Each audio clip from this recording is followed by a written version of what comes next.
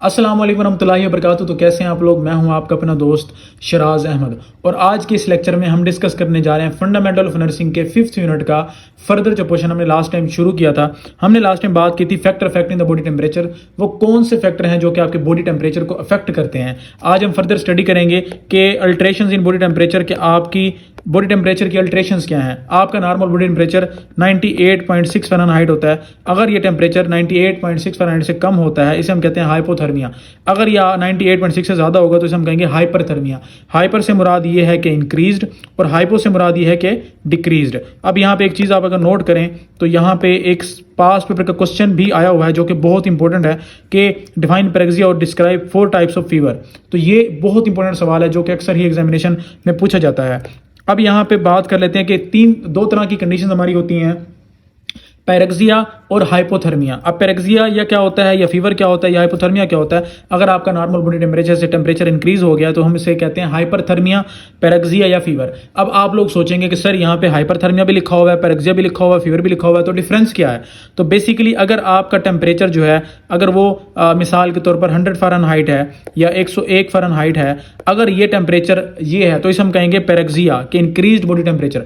अगर आपका टेम्परेचर जो है वो एक्सट्रीमली हाई है, मीन्स कि आपका टेम्परेचर 105 फ़ारेनहाइट हो गया है, 106 हो गया है या 41 डिग्री सेंटीग्रेड से ज़्यादा हो गया है, तो फिर हम उसको हाइपरथर्मिया कहेंगे। तो ये डिफरेंस है। अगर एक्सट्रीम बॉडी टेम्परेचर होगा तो फिर हाइपरथर्मिया, अगर नॉर्मल बॉडी टेम्परेचर से थोड़ा सा ज़्यादा होगा, सिर्फ फीवर होगा, तो फिर हम उसे कहेंगे आपका पैरेक्सिया। ठीक है। उसके बाद हम बात करते हैं फेब्राइल और ए फेब्राइल की। फेब्राइल का मतलब ये होता है कि आपको फीवर है और ए फेब्राइल का मतलब ये होता है कि आपका टेम्परेचर जो है वो नॉर्मल है। In the same way types of fever. अब टाइप्स ऑफ फीवर में क्या आ जाता है। टाइप्स ऑफ फीवर में हमने यहाँ पे 5 टाइप्स आपको बताई हैं। पहले टाइप है इंटरमिटेंट। इंटरमिटेंट फीवर में क्या होता है कि alternates between fever and normal body temperature. अब किसी पेशेंट को अगर मलेरिया है तो उसका जो फीवर है वो कुछ टाइम के लिए उनको फीवर हो जाएगा और कुछ टाइम के बाद उनका टेम्परेचर नॉर्मल हो जाएगा। ये अल्टरनेट करेगी कंडीशन के नॉर्मल बॉडी टेम्परेचर फिर टेम्परेचर हो गया, फिर नॉर्मल बॉडी टेम्परेचर फिर आपको फीवर हो गया। तो ये आपका इंटरमिटेंट मतलब ये कि अल्टरनेट कर रही है चीज़। इंटरमिटेंट से आपने याद रखना अल्टरनेट, इंटरमिटेंट अल्टरनेट। उसके बाद है रेमिटेंट। रेमिटेंट का मतलब ये है कि आपकी जो वाइड टेम्परेचर फ्लक्चुएशंस हैं greater than 2 degree centigrade in 2 hours above the normal. मिसाल के तौर पर आपका जो टेम्परेचर है, आपका अगर टेम्परेचर जो है 1.1 डिग्री फ़ारेनहाइट है, ठीक है, तो क्या होगा कि 100 ये जो 2 लिखा हुआ है ना, 2 का मतलब ये है कि 2 की अल्ट्रेशन होगी। ठीक है। 111 से 101 से 103 हो सकती है और 101 से 102 हो सकती है। 2 से 3 के दरमियान जो अल्ट्रेशन होगी इसे हम कहेंगे रेमिटेंट फीवर। मतलब इसमें टेम्परेचर आपका हाई ही रहेगा, टेम्परेचर मतलब नॉर्मल से हाई ही है, बट उसके अंदर भी जो अल्ट्रेशंस हो रही हैं उसे हम कहेंगे रेमिटेंट फीवर। मतलब आपको फीवर रहेगा ही रहेगा, इसमें ये फ़र्क है। उसके बाद है रिलैप्सिंग। रिलैप्सिंग क्या कंडीशन होती है कि आपका टेम्परेचर जो है वो अल्टरनेट करता है with normal periods for 1-2 days. मतलब आपका 2 दिन आपका टेम्परेचर नॉर्मल रहा, 1 से 2 दिन आपका टेम्परेचर नॉर्मल रहा। मिसाल में देता हूँ, आपका 1 से 2 दिन नॉर्मल टेम्परेचर रहा, 3 से 4 दिन नॉर्मल हो गया, 4 से 6 फिर टेम्परेचर हो गया। तो ये अल्टरनेट हो रहा है टेम्परेचर, इसे हम कहेंगे रिलैप्सिंग फीवर। ठीक है। उसके बाद आता है कांस्टेंट फीवर। कांस्टेंट फीवर में ये होता है कि आपको बुखार रहता ही रहता है, जैसे कि टाइफाइड में होता है। टाइफाइड के पेशेंट के अंदर बुखार रहता है और उनकी जो फ्लक्चुएशंस हैं वो मिनिमल होती हैं। मतलब 1 डिग्री सेंटीग्रेड से भी कम का जो है उनकी फ्लक्चुएशन आती है जो कि मिनिमल होती है, जो कि काउंट भी नहीं की जाती। तो बहुत मिनिमम जो है ना वो टेम्परेचर में चेंज आता है। उसके बाद है फीवर स्पाइक। फीवर स्पाइक का मतलब मैं आपको समझा देता हूँ। ये मिसाल की तरफ आपको बॉडी टेम्परेचर आ रहा है, ठीक है, या ये आपका नॉर्मल, ये नॉर्मल है और ये इससे ऊपर ये बॉडी टेम्परेचर आ रहा है। ये अचानक कैसे होगा, फिर दोबारा ऐसे होकर ऐसे होना शुरू हो जाएगा। तो ये जो स्पाइक आया है टेम्परेचर में, हम कहते हैं fever spike. Rapid rise in temperature then normal within the hours. ठीक है। बैक्टीरियल इन्फेक्शन, मिसाल के तौर पर 4 से 6 रात को आपका टेम्परेचर नॉर्मल था या थोड़ा सा ज़्यादा था, फिर अचानक अप हो गया। अप हो के मतलब 2 घंटे के लिए 6 से 8 अप हो गया, फिर 8 से 10 जो है वो दोबारा से नॉर्मल हो गया, दोबारा से जो है वो अपनी कंडीशन में आ गया। इसे हम कहते हैं फीवर स्पाइक के अचानक अप हो जाना टेम्परेचर का।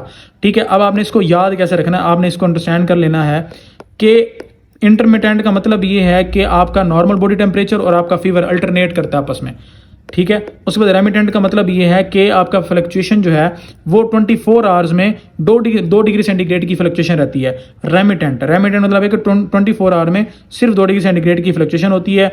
ये ज़्यादातर फ्लू में होता है। रिलैप्सिंग एक से मतलब 2 दिन का, 1 से 2 दिन का डिफरेंस आता है। 2 दिन फीवर है, फिर अगले 2 दिन फीवर नहीं है, फिर उससे अगले दिन फीवर है, इस तरह से कांस्टेंट में बिल्कुल कांस्टेंट रहता है। और फीवर स्पाइक मैंने आपको ग्राफ बना के दिखाया है, ठीक है, इस तरह से। और ये बहुत इंपॉर्टेंट है, ये मतलब एग्जामिनर अक्सर ये पूछता है कि टाइप्स ऑफ फीवर बता दें, ये बहुत ही इंपॉर्टेंट है और आपने इसको अच्छे तरीके से रिमेंबर कर लेना है, ठीक है। उसके बाद हमारे पास आता है हीट रिलेटेड कंडीशंस। अब हीट रिलेटेड कंडीशन हमारे पास 2 हैं, हीट एग्जॉशन और हीट स्ट्रोक। अब हीट एग्जॉशन जो है, आप कहते हैं ना कि एग्जॉस्ट हो गया, ये पर्सन जो है वो एग्जॉस्ट हो गया। एग्जॉस्ट और स्ट्रोक में क्या फर्क है? एग्जॉस्ट में क्या होता है? ड्यू टू डिहाइड्रेशन, पानी की कमी की वजह से हो सकता है। पेल स्किन होती है, डिजीनेस, नोजिया, ठीक है। अब डिजीनेस का मतलब है कि वो बिल्कुल जो है ना कमजोर, अनकॉन्शियस नजर आएंगे। नोजियस का मतलब ये है कि उनको उल्टी आने की, लाइक उनको उल्टी आना, ऐसे उनको फील होगा कि उनको उल्टी आ रही है लेकिन उल्टी आएगी नहीं। और मॉडरेट फीवर, उनको मॉडरेट फीवर होगा, मतलब 102 से 101 से 102 फ़ारेनहाइट। इसे हम कहते हैं एग्जॉस्ट हो जाना। अब इस एग्जॉस्शन में क्या होगा कि पेल स्किन भी है, डिजीनेस भी है, बहुत सारी चीजें नजर आ रहा होगा पेशेंट, लेकिन कॉन्शियस होगा। लेकिन जो हीट स्ट्रोक है, हीट स्ट्रोक, अभी इसमें क्या होगा कि जब पेशेंट एग्जॉस्ट है ना, स्वेटिंग भी हो रही होगी। एग्जॉशन हम कहते हैं मैं एग्जॉस्ट हो गया हूँ, पसीना जा रहा होता है पेशेंट बंदे का, उसके अलावा उसकी बहुत सारी चीज़ें जो है ना वो अफेक्ट कर रही होती हैं और उसकी शक्ल से भी नजर आ रहा होता है कि ये बंदा एग्जॉस्ट हो गया, थक गया, उसको ओवरऑल पेन से नजर आ रहा होता है। स्ट्रोक क्या होता है कि पेशेंट जो है वो अनकॉन्शियस हो जाता है। कहते हैं ना कि इनको गर्मियों में हीट स्ट्रोक हो गया, कि एक बच्चा स्कूल में हीट स्ट्रोक की वजह से बेहोश हो गया, बेहोश हो गया। बेहोश इज समथिंग अनकॉन्शियस। ये क्या है कि आपका टेम्परेचर जो है वो देखें 106 फ़ारेनहाइट, बहुत ज़्यादा टेम्परेचर आपका इंक्रीज हो जाता है। स्वेटिंग भी नहीं हो रही, उसमें स्वेटिंग होती है एग्जॉशन में, यहाँ पे स्वेटिंग भी नहीं, फ्लश्ड स्किन है आपकी, कन्फ्यूजन है, सीजर, झटके लगना शुरू हो जाते हैं। और आपको एक और मज़े की बात बताऊं, अगर आपका टेम्परेचर 104 डिग्री सेंटीग्रेड से इंक्रीज करता है, किसी भी पेशेंट का टेम्परेचर 104 से डिग्री इंक्रीज करता है तो उनको सीजर शुरू हो सकता है। अब आप कहेंगे सीजर क्या होता है? सीजर होता है अनकंट्रोल्ड नर्व इंपल्सेस या अनकंट्रोल्ड ब्रेन फंक्शन, जिसमें झटन लगना शुरू हो जाते हैं। इसलिए ना फीवर अगर आपका किसी पेशेंट का 104 है तो उसको फौरन ही उसको पानी के जरिए, डिफरेंट उनके प्रोसेस के जरिए उनकी हीट को जो है वो कम किया जाता है ताकि वो नॉर्मल बॉडी टेम्परेचर हो जाए। उसके बाद फीवर फेजेस, ठीक है, कौन कौन से फेजेस हैं? अगर फीवर किसी को होता है तो उसके 3 फेज हैं। पहला है चिल फेज, दूसरा है प्लेटिए फेज, तीसरा है फ्लश फेज। अब चिल फेज में क्या होता है? सेंसेशन कोल्ड होती हैं। जब, अब मैं आपको कॉन्सेप्ट दे रहा हूं, मजा ना आए तो पैसे वापस वीडियो अभी छोड़ के चले जाना अगर मजा ना आए तो। ये फीवर के फेजेस हैं। फीवर क्यों होता है? पहले तो मुझे ये बताएं कि फीवर क्यों होता है। फीवर आपको इसलिए होता है जब आपकी बॉडी में कोई इंफेक्शन पैदा होता है। इन्फेक्शन पैदा हो गया तो आपके हाइपोथैलेमस जो है, जो कि बॉडी के टेम्परेचर को रेगुलेट कर रहा है, तो वो क्या करता है, वो देखता है कि फीवर, कोई भी इन्फेक्शन पैदा हो गया तो इस इन्फेक्शन से लड़ने के लिए वो टेम्परेचर जो है वो बॉडी का इंक्रीज करता है। वो जो सेट पॉइंट है ना, एक हाइपोथैलेमस ने हमें हमारी बॉडी को बताया हुआ है कि बेटा आपकी जो टेम्परेचर है ना वो 98.6 फ़ारेनहाइट है। जैसे किसी इन्फेक्शन ने अटैक किया, हाइपोथैलेमस ने बताया बॉडी को कि बेटा आपका इन्फेक्शन, जो आपका बेस, जो आपका स्केल है टेम्परेचर का, जो सेट पॉइंट है वो आपका, मिसाल दे रहा हूँ, 100 है, मतलब 100 फ़ारेनहाइट है, 98 से ज्यादा हो गया।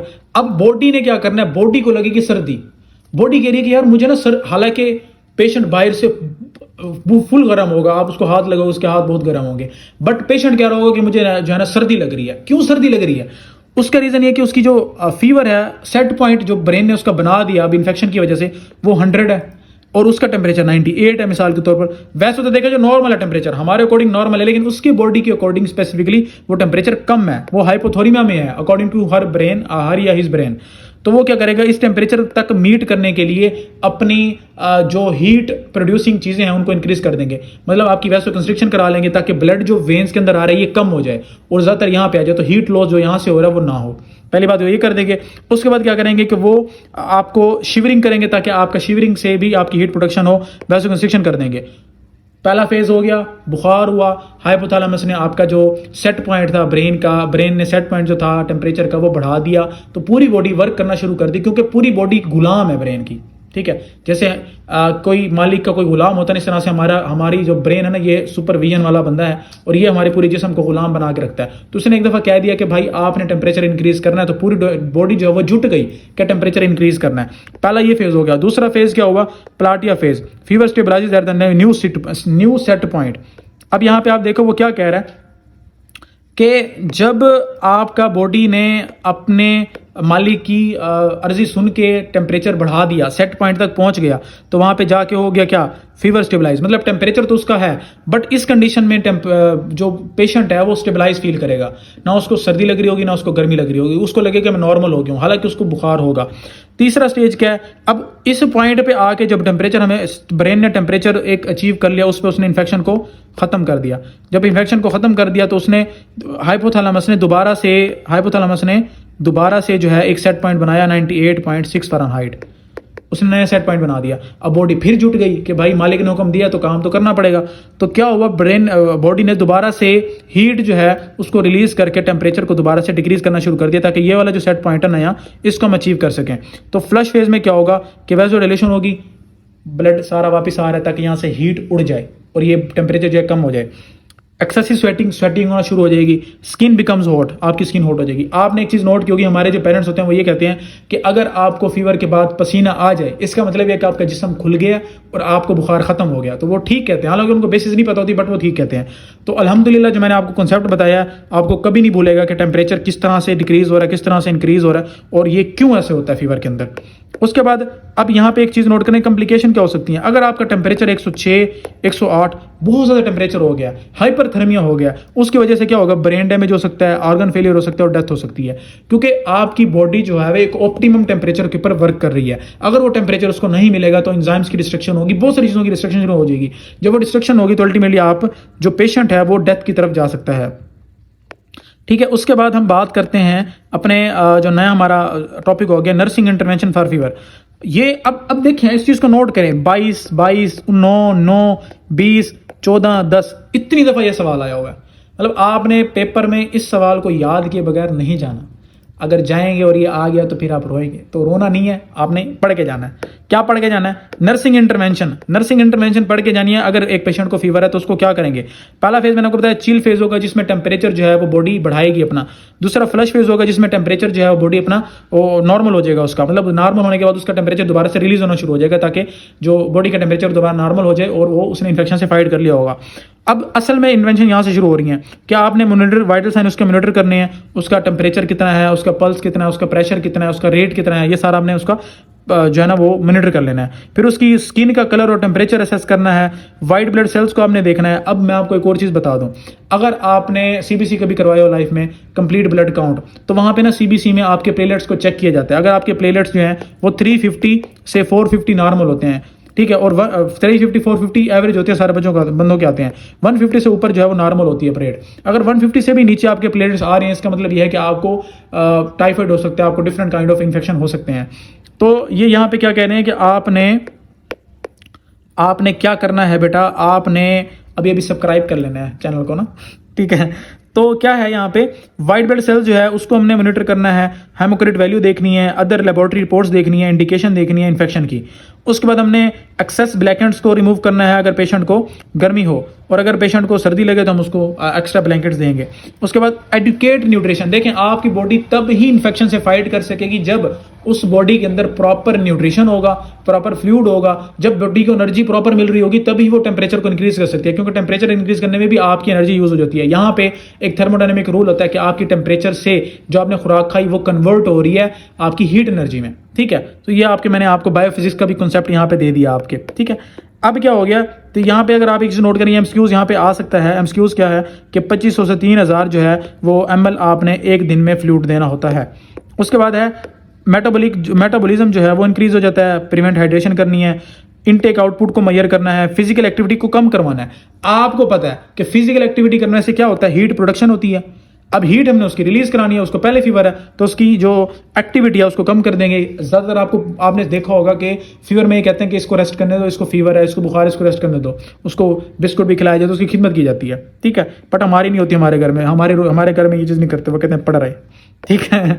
तो मजाक कर रहा हूँ। अब क्या है कि एडमिनिस्टर एंटीपायरेटिक्स, आपने एंटी फीवर जो है वो मेडिकेशन देनी है, ओरल हाइजीन आपने उनको देनी है, और उसके बाद आपने स्पॉन्जिंग उनकी जो हम कहते हैं कि आपने कपड़े से यहाँ पे रख के उनकी हीट को जो है वो कम करना है, हीट लॉस इंक्रीज कर देना है ताकि हीट जो है वो कम हो जाए। उसके बाद कंडक्शन भी होगी। उसके बाद provide dry clothing and bed linings. अब आप लोग कहेंगे कि सर हम तो अभी नए नए हैं तो हमें तो नहीं पता बेड लाइनिंग्स क्या होती हैं। तो बेड, जब एक पेशेंट आता है वो बेड के ऊपर आके ही रेस्ट करता है, तो इस बेड के ऊपर जो कपड़ा है, जो यहाँ पे तकिया है, जो यहाँ पे चादर है, ये सारी जो है ये ड्राई होनी चाहिए। जितनी भी बेड के ये सारे पार्ट्स हैं ये सारे ड्राई होने चाहिए, इसका मतलब ये है। ठीक है, उसके बाद हम नेक्स्ट चलते हैं। हमारा एक पहले डिजीज़ आ गई हाइपोथर्मिया। अभी मैंने आपको बताया 98.6 फ़ारेनहाइट से कम होगा तो उसे हम क्या कहेंगे?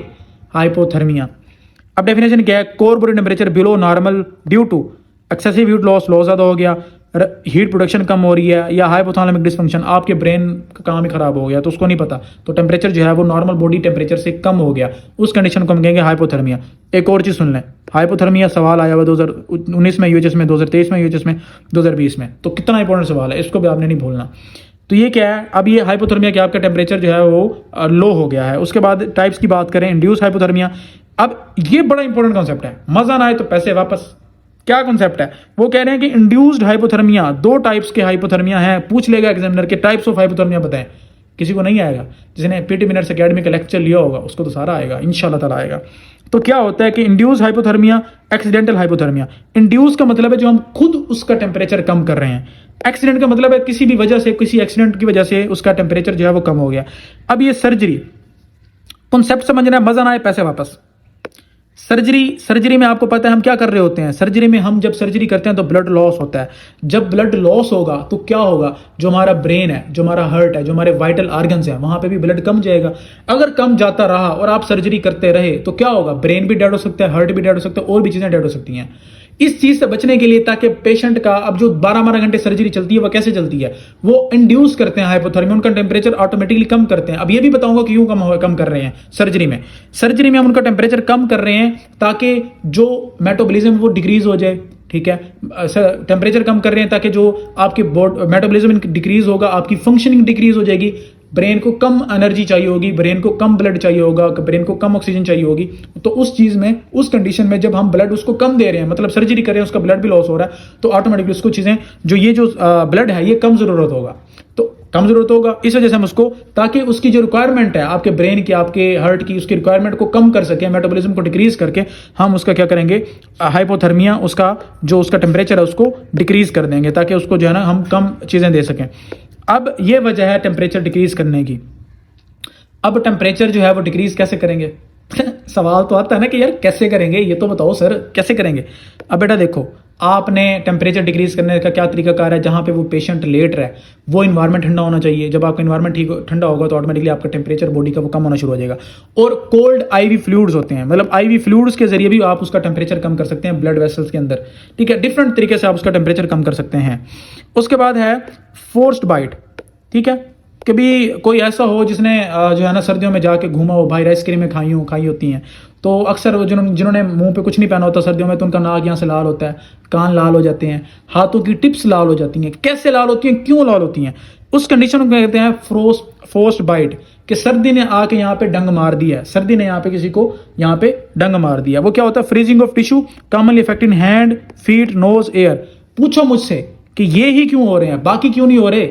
क्योंकि मेरी बॉडी की जो पेरिफेरी है, जो मेरे हैंड है, मेरा जो मुंह है, मेरी जो डिफरेंट चीजें हैं, ये बाकी चीजों तो मैं कवर कर लूंगा, बट ये चीजें तो अल्टीमेटली बाहर रहेंगी और इसके ऊपर इफेक्ट पड़ेगा सर्दी का। इस कंडीशन को, जिसके अंदर आपकी ये हैंड्स, फीट, नोज, एयर ये रेड हो जाते हैं या ये पेल हो जाते हैं, इसको हम कहते हैं फोर्स्ड बाइट।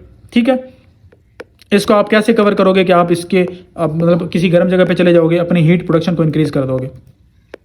उसके बाद मैनेजमेंट की बात करें, अगर हाइपोथर्मिया माइल्ड है, हल्का हाइपोथर्मिया, उसको क्या करेंगे? आप उसको कंबल पहनाएंगे, उसके जो वेट क्लॉथ है उसको चेंज कर देंगे। अगर स्वेयर है तो उसको क्या करेंगे? हाइपोथर्मिया ब्लैंकेट, एक गर्म कंबल पहनाएंगे उसको। वार्म आईवी फ्लूइड्स वार्म उसको दे देंगे ताकि उसका टेम्परेचर जो है वो बहुत ज्यादा जल्दी हम उसको कवर कर सकें। ठीक है, उसके बाद हमारे पास आ जाता है क्लिनिकल मैनिफेस्टेशन। क्लिनिकल मैनिफेस्टेशन मैंने आपको बताया था, और साइन एंड सिम्टम्स, ये दोनों चीजें सेम है। ठीक है, मतलब आपकी क्लिनिकल मैनिफेस्टेशन और साइन सिम्टम क्या है? दोनों सेम है। अब जब मैंने आपको बताया हाइपोथर्मिया की कंडीशन है तो क्लिनिकल मैनिफेस्टेशन क्या होंगे? डिक्रीज बॉडी टेम्परेचर होगा, हमें पता है पल्स भी डिक्रीज होगी, रेस्पिरेशन भी डिक्रीज होगी, शिवरिंग जो है वो ज़्यादा होगी ताकि हीट प्रोडक्शन ज़्यादा हो, कोल्ड उसको सर्दी लगेगी, उसकी स्किन जो है वो कूल होगी, पेल होगी, वैक्सी होगी, पेल का मतलब है वो पीली पीली होती है, ठीक है, फोर्स बाइट होगा, लेस ब्लड प्रेशर होगा, डिक्रीज यूरिनरी आउटपुट होगा, लैक ऑफ मसल कोऑर्डिनेशन होगा, आपको पता है सर्दियों में मसल जम जाते हैं, ठीक है, जकड़ जाते हैं। उसके बाद डिसओरिएंटेशन, अब ये डिसओरिएंटेशन का मतलब ये है कि कन्फ्यूजन, उसको समझ नहीं आ रहा होगा। उसके बाद ड्राउनीनेस, ड्राउनेस का मतलब ये कि स्लीप जैसे कोई बंदा स्लीप कर रहा हो या अनकॉन्शियस हो, इस तरह से उसे हम ड्राउनेस कहते हैं, या कोमा भी में भी वो जा सकता है। उसके बाद है हमारे पास जो है वो हाइपरथर्मिया है। हाइपरथर्मिया में क्या है, इंक्रीज बॉडी टेम्परेचर, ठीक है, फ्लशिंग का मतलब है वो टेम्परेचर उसका जब ज़्यादा हो गया तो वो फ्लश कर रहा होगा, ठीक है। उसके बाद वो मैंने आपको फ्लशिंग वाली स्टेज बताई थी जिसमें टेम्परेचर जब वो दोबारा से वापस आ रहा होता है, ठीक है, उसमें वो स्वेटिंग भी कर रहा होता है, उसमें वो बहुत सारी चीज़ें कर रहा होता है। अगला देखें स्वेटिंग, हमने बता दिया आपको पहले ही स्वेटिंग, ठीक है, रैपिड हार्ट रेट। अब मैंने आपको बताया था कि जो टैकीकार्डिया, टैक जो है वो आजकल महंगा है, टैकीकार्डिया, रैपिड हार्ट रेट, टैकीपीनिया, पीनिया मैंने आपको बताया था लंग्स होता है, लंग्स क्या है वो भी महंगा है, टैकी है ना, रैपिड ब्रीथिंग है। डिहाइड्रेशन, पानी की कमी, कन्फ्यूजन, डिसओरिएंटेशन वो सेम आ गई, वीकनेस होगी, फटीग होगी, वीकनेस होती है। नोजिया एंड वोमिटिंग, अब नोजिया एंड वोमिटिंग में कोई फर्क नहीं बताएगा आपको, आपका जो आपका दोस्त है, आपका भाई, आपका सर है, ये बताएगा आपको, क्या बताएगा, नोजिया और वोमिटिंग में फर्क बताएगा। नोजिया कहते हैं कि पेशेंट को फील हो रहा था उसको उल्टी आ रही है बट उल्टी आती नहीं है, ठीक है। और वोमिटिंग में क्या होता है कि पेशेंट को उल्टी आ जाती है, सीधी नहीं आती, उल्टी आती है, ठीक है। अब इसमें क्या है, उसके बाद है हेडेक, हेडेक के बाद muscle cramps and weakness. Muscle cramp क्या होता है, मसल ऑटोमेटिकली झटके मारता है सर्दी में, या जब आपका हाइपरथर्मिया, आपकी गर्मी आपको ज़्यादा लग रही है, इंक्रीज बॉडी टेम्परेचर है, तो जो मसल है जो खुद क्रैम्पिंग करता है, अनकॉन्शियसली वो खुद ही स्ट्रेच हो रहा होता है, ठीक है, तो उसे मसल क्रैम्प्स कहते हैं। Seizure, uncontrolled nerve impulses from the brain, झटके लगना शुरू हो जाते हैं। अब बॉडी टेम्परेचर जो है उसको असेस किस तरह से हम कर सकते हैं, ओरल, मुंह के अंदर जो है ना मर्करी वाला या डिफरेंट जो है थर्मामीटर रख के हम कर सकते हैं। रेक्टल, आपकी रेक्टम वाली जगह से हम मेजर कर सकते हैं। एक्सिलरी, आर्म पिट, यहाँ पे आपका जो थर्मामीटर होता है ज़्यादातर हॉस्पिटल में यहाँ पे ही करते हैं, यहाँ पे रख के और वो जो है ना मेजर कर लेते हैं। टेम्पेनिक, एयर वाली जगह पे, इस जगह के ऊपर आपका थर्मामीटर रख के और आपका जो है मेजर किया जाता है। टेम्पोरल जो है ना वो आपका यहाँ पे इस जगह पे आपका ऐसे रख के थर्मामीटर और आपका मेजर किया जाता है। अब ये मैं जल्दी बताता जाऊंगा, समझते जाना और आपने याद खुद रखना, ये इजी सीन है सारा। इसमें क्या है कि ओरल टेम्परेचर का एडवांटेज ये है कि ये एक तो कन्वीनियंट है, सीधा ही मुंह में दे दो, बिल्कुल ईजी है। प्रिकॉशन ये है कि आपने 30 मिनट तक, अगर किसी पेशेंट ने कोई गर्म जूस पी लिया, गर्म चाय पी ली, ठीक है, जूस गर्म नहीं होता, ठीक है, गर्म चाय पी ली, तो उसका टेम्परेचर 30 मिनट तक वो उसका इफेक्ट रहेगा, तो आपने 30 मिनट तक उसकी टेम्परेचर चेक नहीं करना, 30 मिनट के बाद आपने चेक करना है। या कोई ठंडी चीज़ खा ली तो फिर भी आपने यही करना है। और उसके अलावा रेक्टल क्या होगा, रेक्टल वो कह रहे हैं कि अब देखें एमसीक्यूज आ गया भाई, क्या आ गया, एमसीक्यूज आ गया है कि मोस्ट एक्यूरेट टेम्परेचर कहाँ से ले सकते हैं, रेक्टम से। मोस्ट एक्यूरेट टेम्परेचर क्या होगा, रेक्टम से होगा। और ये आप यहाँ पे देखें, ये देखें, ये सवाल आया हुआ है। और कितने सवाल बताऊं आपको, और कितने सवाल बताऊं, ये देखें सवाल आया हुआ, पास पेपर का सवाल है। एफर्ट देखें सर की क्या पुट कर दी हमने, क्या एफर्ट पुट कर दिया, ये भी देखें आप, ठीक है। उसके बाद क्या है कि आपका रेक्टम जो है वो हाइड्रोक्रेट बॉडी टेम्परेचर मेजर करता है। अब कंट्राइंडिकेशंस, क्या आप किस कंडीशन के अंदर ये वाला रेक्टल टेम्परेचर मेजर नहीं कर सकते। पहली कंडीशन है रेक्टल सर्जरी, ठीक है, डायरिया, रेक्टल डिजीज, मतलब है कि अगर सर्जरी है फिर नहीं कर सकते, अगर डायरिया है, लूज मोशंस है फिर भी नहीं कर सकते, अगर एक पेशेंट इम्यूनो कॉम्प्रोमाइज्ड है तो आप उसके बॉडी के अंदर कोई ऐसा बाहर किसी कोई चीज़ को अंडर नहीं कर सकते क्योंकि उसको कॉम्प्लिकेशन हो सकती है, वो पहले इम्यूनो कॉम्प्रोमाइज्ड है, ठीक है, उसको HIV है, कोई इस तरह की कंडीशन है, तो उसको हम बाहर से कोई भी चीज़ उसके बॉडी के अंदर एंटर नहीं करेंगे, वो रेक्टम में एंटर करने पड़ता है, तो वो हम नहीं करेंगे। उसके बाद क्लोटिंग फैक्टर डिसऑर्डर्स या सिग्निफिकेंट हेमराइड्स और क्लोटिंग डिसऑर्डर्स, किसी का खून जो है वो बहुत ज़्यादा जल्दी जम जाता है या किसी का खून जमता ही नहीं है, उसकी कंडीशन में भी हम ये चीज़ नहीं करेंगे क्योंकि ये इन्वेसिव हो सकता है, जब आप बॉडी के अंदर डाल रहे हो तो वहाँ पे हो सकता है कि ब्लड भी निकल आए, ठीक है। उसके बाद हेमराइड्स क्या होता है, अब देखो मेरे बेटा, आप पूछोगे सर हेमराइड्स भी बता दें जाते जाते, तो हम बना देते हैं, हम क्या बताएंगे सारा कुछ आपको। हेमराइड्स बेसिकली जो आपके रेक्टम के अंदर ब्लड वेसल्स होती हैं वो स्वेलन कर जाती हैं, इतनी स्वेलन कर जाती हैं कि आपका जो फीसेस है वो भी आपके जो है वो पास नहीं हो सकते और उसको सर्जरी करके रिमूव करना पड़ता है, तो हेमराइड्स इसको कहते हैं। उसके बाद है एक्सिलरी टेम्परेचर। एक्सिलरी टेम्परेचर ये है कि आप एक्सिला या आर्मपिट वाली जगह पे जो है ना, अब ये सेफ और एक्सेसिबल है, एमसीक्यूज हो सकता है मोस्ट सेफ और एक्सेसिबल कौन सा है, एक्सिलरी वाला, ठीक है। Lower than rectal field readings, इसमें ना वैसे कहते हैं अक्सर कि आप 1 डिग्री सेंटीग्रेड इसमें ऐड करते हैं जब आप यहाँ से टेम्परेचर लें, क्योंकि ये रेक्टल वाले से कम होता है। कन्फर्मेशन में भी रीड इफेलिवेटेड यूजिंग अनदर मेथड, ठीक है। उसके बाद टेम्पेनिक, एयर वाली जो जगह से आप करेंगे, एक तो क्विक है और नॉन इनवेसिव है, कहीं जगह पे हम लगा नहीं रहे, बाहर लगा रहे हैं। अब ये इनप्रिसाइज जो है रीडिंग है, इसकी रीडिंग भी इतनी कोई एक्यूरेट नहीं होती। उसके बाद है लूज फिटिंग प्रोब, अगर है तो वो भी इशू करेगा। Widely use in hospital and out patient setting, ये भी यूज होता है। उसके बाद टेम्पोरल, टेम्पोरल क्या है कि टेम्पोरल या फोरहेड वाला जो टेम्परेचर है, ठीक है, वो कैसे हमने करना है। इसका एडवांटेज ये कि इन्फेंट्स या बच्चों के अंदर हम ये करते हैं, ठीक है, जहाँ पे इन्वेसिव मेथड्स हम नहीं यूज़ कर सकते, मतलब इन्वेसिव मेथड यूज़ नहीं कर सकते, जैसे हमने रेक्टम वाला आपको बताया था। अब ये इसकी भी क्या है, रिलायबिलिटी इतनी ज़्यादा नहीं है। और ये अब यहाँ पे मिसाल के तौर पर अगर आप टेम्पोरल वाली जगह या फोरहेड वाली जगह पे आप कर रहे हो टेम्परेचर मेजर, तो यहाँ अगर पसीना आया हुआ है तो उसकी टेम्परेचर की जो रीडिंग है ना, थर्मामीटर की रीडिंग, वो चेंज हो जाएंगी। तो इस वजह से वो कह रहे हैं कि स्वेटिंग की वजह से इसका जो है वो उसको अफेक्ट कर सकता है, ठीक है।